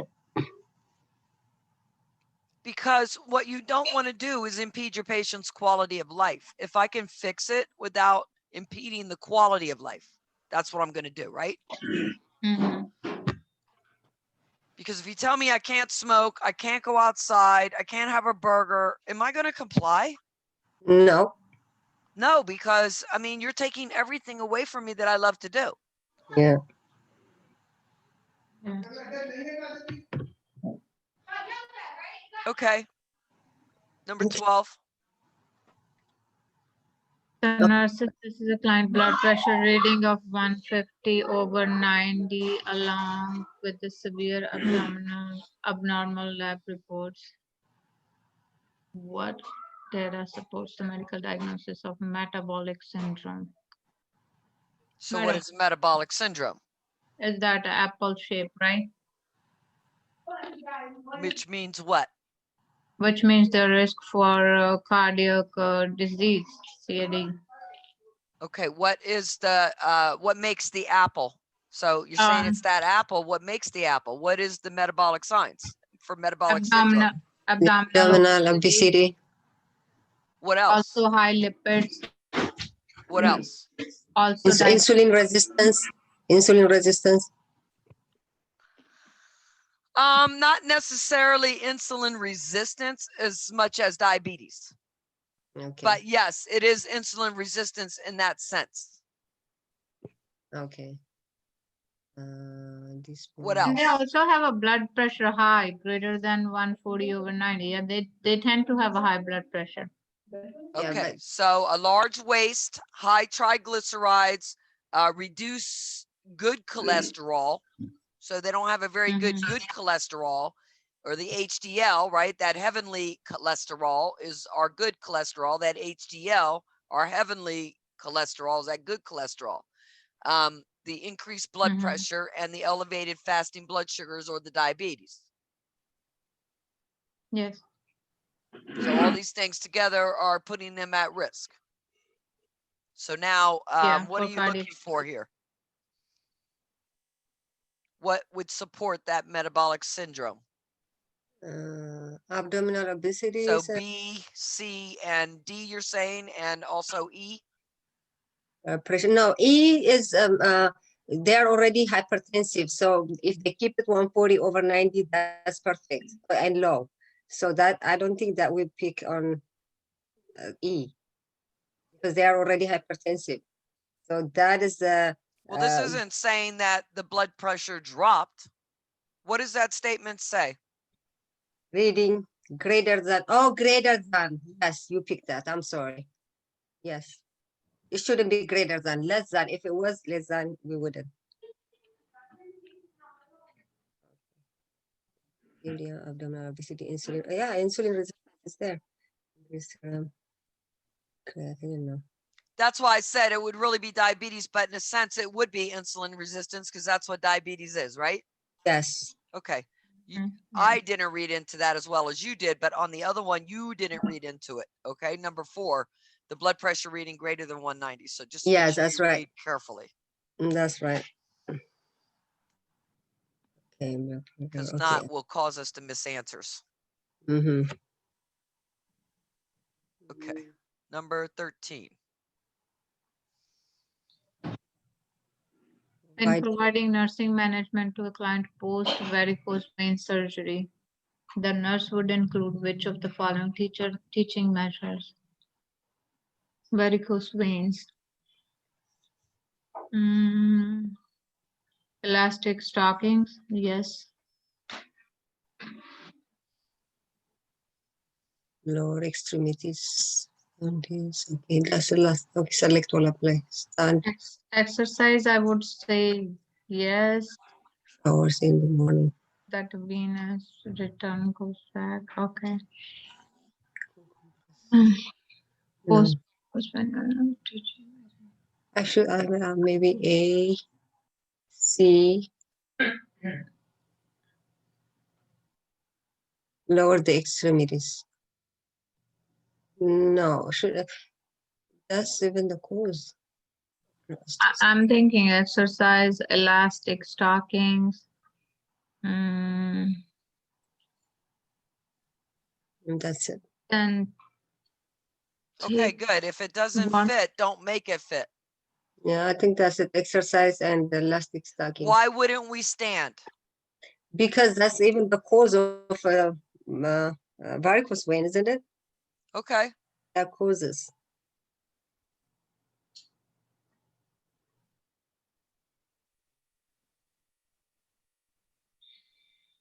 Okay, so it's just exercise and the elastic stockings.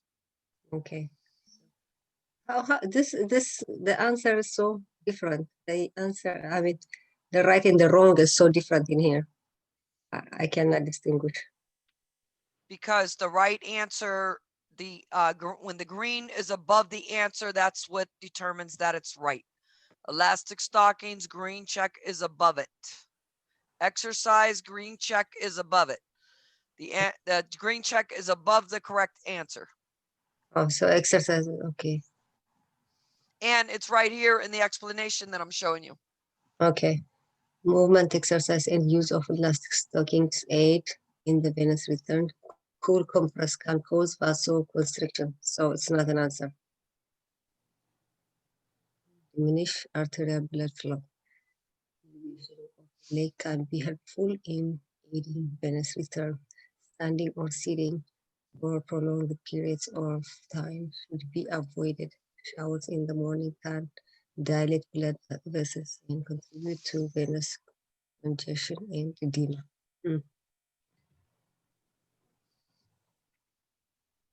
The nurse has been asked to teach a patient how to self-administer nitroglycerin. The nurse should instruct the patient to do which of the following. Select all the teaching points that apply. Put some of the tablets in the small metal or plastic pill box that can be easily carried at all the times and be accessible quickly when needed. No, I think they cannot put that medication in the pill box. They have to keep it in the original container. Let the tablet dissolve in the mouth and keep the tongue still. The tablet can be crushed between the teeth but not swallowed. No, that's not true. Keep the tablet at home on the kitchen counter or bedside table. They can reach quickly. Okay. Renew the supply every 6 months. That's right. Take the tablet in anticipation of any activity that can produce pain. Yes. Call emergency services if after taking 3 tablets, 1 every 5 minutes, pain persists. Yes. Don't we call after the first 5 minutes after the first tablet? So a lot of places are now saying to call after the first tablet. Yeah. But I don't know what your author says. We'll see when we get to the answer. yeah, but this answer, this one will pick it. That's what it says on Prepio. All right. So what about 1? Are you going to do 1? No, Why? Don't they have to keep it in a regular same. container? The Okay, original. good. Original. You need to keep it in the original container. For one, that container keeps it dry and from dissipating. It's Yes. specially colored with that brown to keep it from dissipating because Mhm. it's light sensitive. All right, how about number 2? No, Where's the tablet? This one now, cannot you be- cannot crush it. This, you cannot crush it Okay, how about number 3? or remove Yes. substance. Keep they the can keep it at a kitchen counter or bedside table. Yes. All right, how about number 4? Yes. that I'm not sure after how long they have to renew. I want to say it's every 3 months, but let's see what your author says. I mean, And it's once you every 3 open the months. bottle, it's no good after 30 days. Yeah, and it says if you don't use old supply, like you have to make sure that you are getting new supply every 6 months. So we'll see what Okay. that is.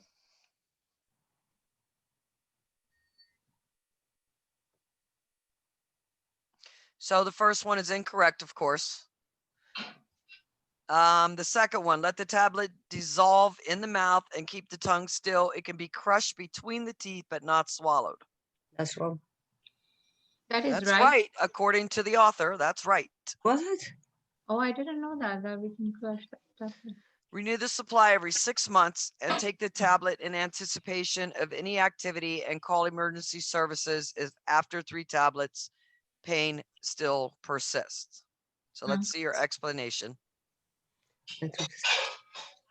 Hi, Glenda. Be carried securely. Its original Tablet content. should never be removed and stored in the metal or plastic. Nitroglycerin and enable after air, light, and time. They're This is also valid at is So go to page 759 in your book. Let's see.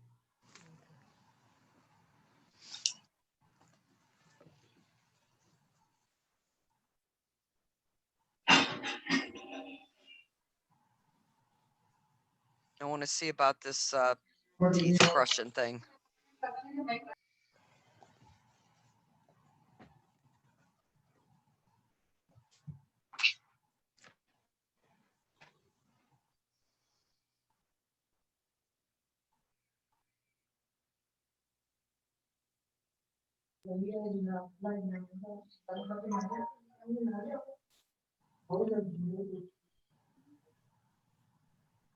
Guidance. 759, chapter 47. Let's see, ebook.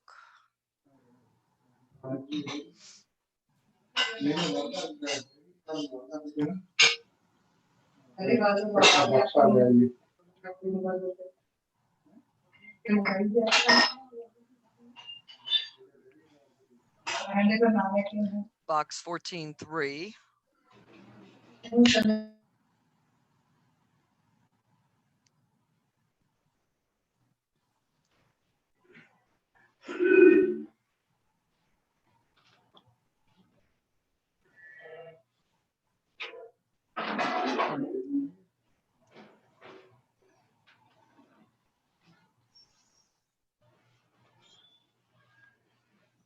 $7.59.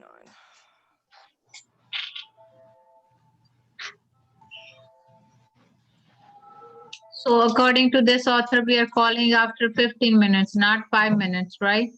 Yes, according to your author. And This we is will be from the picking book. that. So I'm going to that page, actually. I'm going there now to read it.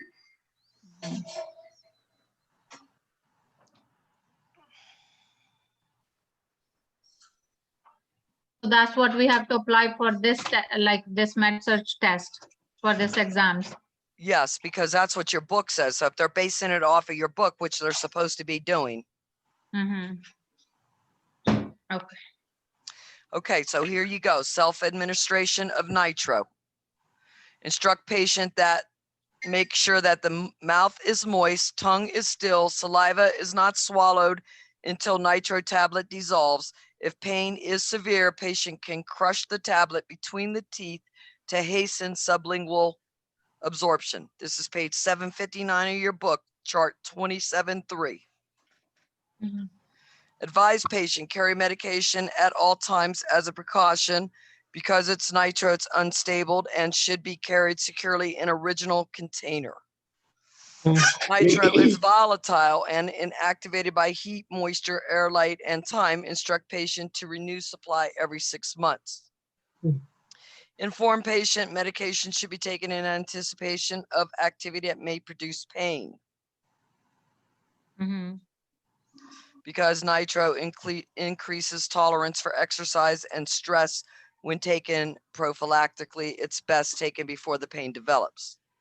Yes. Recommend that the patient note how long it takes for the nitro to relieve the discomfort. Advise the patient if pain persists after 3 sublingual tablets at 5-minute intervals, emergency services should be called.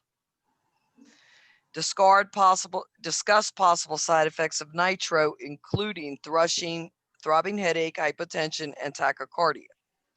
Patients should sit down for a few minutes when taking nitro to avoid hypotension and syncope. So those are the things that you are going to need to know for the exam, okay? You want to go with whatever your author says on this stuff, because that's what they're going to test you on most likely. Mhm. Thank you. Whenever we do questions, we have to show where we got it out of the book. So, Okay. Thank you. Okay. The 15. nursing instructor is teaching nursing student about myocardial contractility and ejection fraction. What diagnosis tests can determine client ejection fraction? Ejection fraction.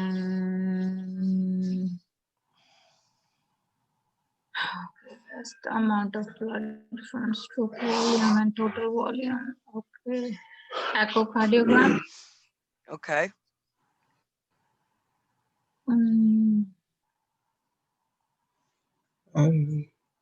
Also, That's definitely one for sure. troponin levels. Those are cardiac markers, so they don't measure ejection fraction. What do they measure? Oh, Which they one? measure the Which okay, one is it? MI. troponin. Oh, that's for troponin is for MI. I know that for They sure. measure the enzymes. Post-rotan emission MRI? tomography scan. D. Okay, PET scans. What do we use those for, really? That's for cancer detecting, right? For the It can also tell us if we don't have enough blood flow in the heart. oh, so that can be used for ejection fraction. No. Okay, but MRI, can MRI still? Yes, the MRI can, and so can the cardiac cath. Okay. So echocardiogram. Hold on. Echocardiogram, MRI, and PET scan can tell us ejection fraction. How do they measure through the PET scan? I wonder. Well, you want to go to chapter 25, page 678.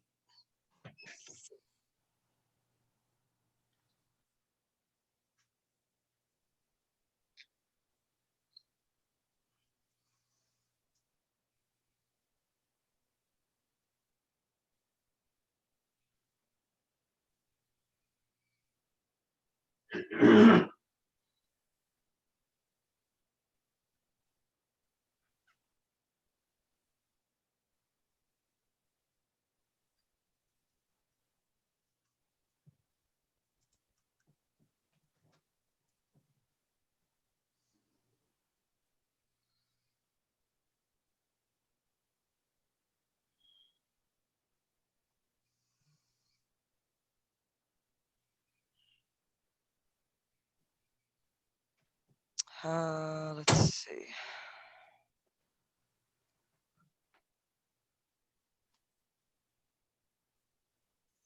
I don't see there where it talks about the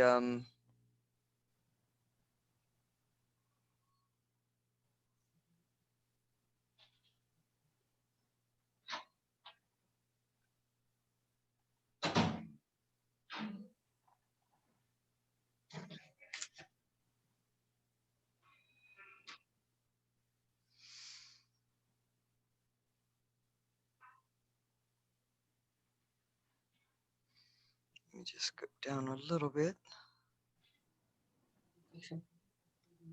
Okay, let's see. Might be a little farther, like maybe page 702. Okay.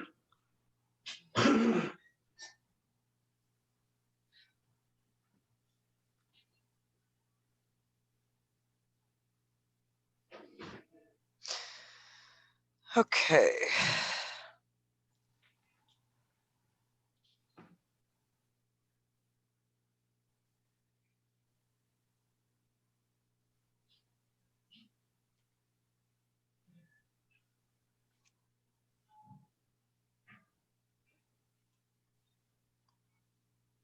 So it uses a contrast agent to visualize patency of the coronary arteries and evaluate left ventricular function. So I'm assuming when it's looking at that left ventricular function with that dye, somehow it can measure maybe by the rate that that dye is moving through what the ejection fraction is doing, or approximate. Okay. I'll look into it. Just looking at one other thing here.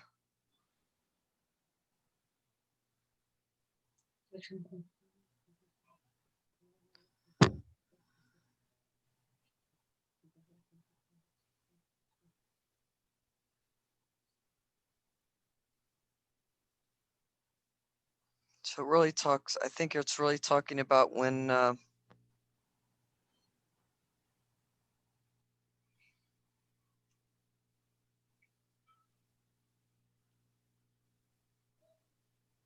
they're doing a left heart catheter is what it sounds like.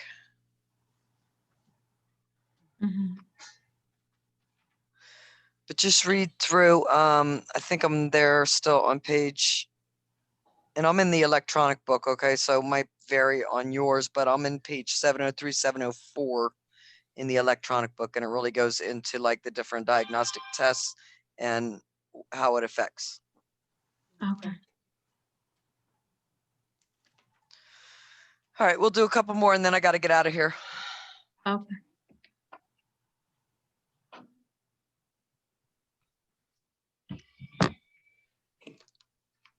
Nurse is providing discharge teaching to a client with recurrent endocarditis. What are prevention strategies will be included? You want to skip this and go to the next one because we already did one similar to this.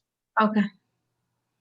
The nurse is teaching a client schedule for autograft aortic valve replacement. What statement are true about autograft replacement process? Select all. Autograft. Anticoagulation is necessary. Yes. The grafts are obtained by excising the client's own pulmonic valves and a portion of the pulmonary artery. Yes, Okay, yes. the autographs alternative for Children and women of childbearing age. I'm not sure about the aortic Aortic valve autographs have remained viable for more than 20 years. valve that use on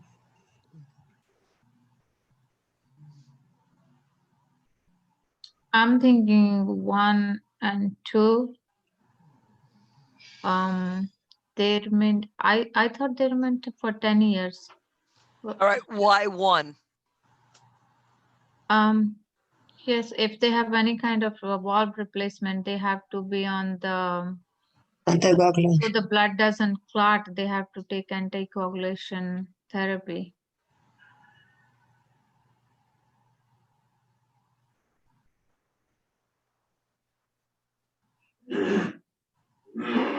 To prevent the clot.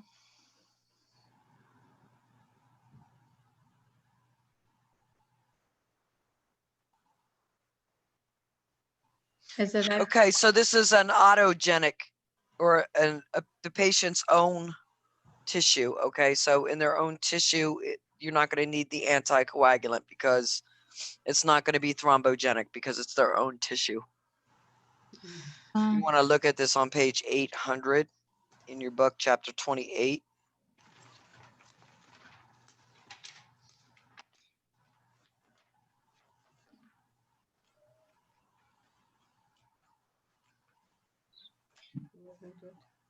Okay.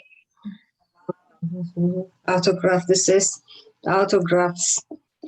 Autografts are obtained by extra patient's own pulmonary valve and button on the pulmonary artery for the use as the aortic valve. Anticoagulation is unnecessary because the valve is patient's own tissue. Did you hear me? Yes. You're right. So it's because it says anticoagulant is unnecessary because the valve is the patient's own tissue and is not thrombogenic. Good. It is for 20 years. What?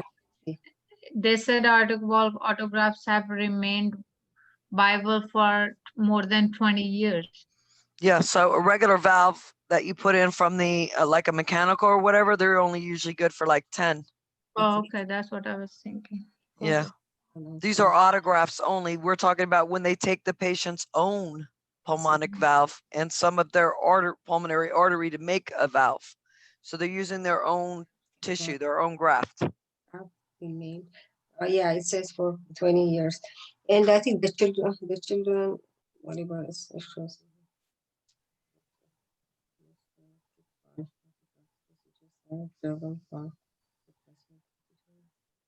okay. All right, guys. Thank you so much, Miss Sue. We'll see you next Saturday. Yep. Thank you. Keep working on those. These Miss are all Sue, prep view questions, so keep working on those. Yes. Is there any way that you can send us a quiz so we will do it together? Us, like any quiz, you can generate a quiz and just send it Yes. to us. Yeah, I'll have to see what I could do. I have to be careful about sending questions out because the school kind of frowns upon us sending out questions because sometimes questions might be used in a test bank or something and it compromises them. So I have to see what I can find that I could send you that wouldn't do that. Okay. Okay. Okay. Thank you. You're So we welcome. appreciate your help. Thank you so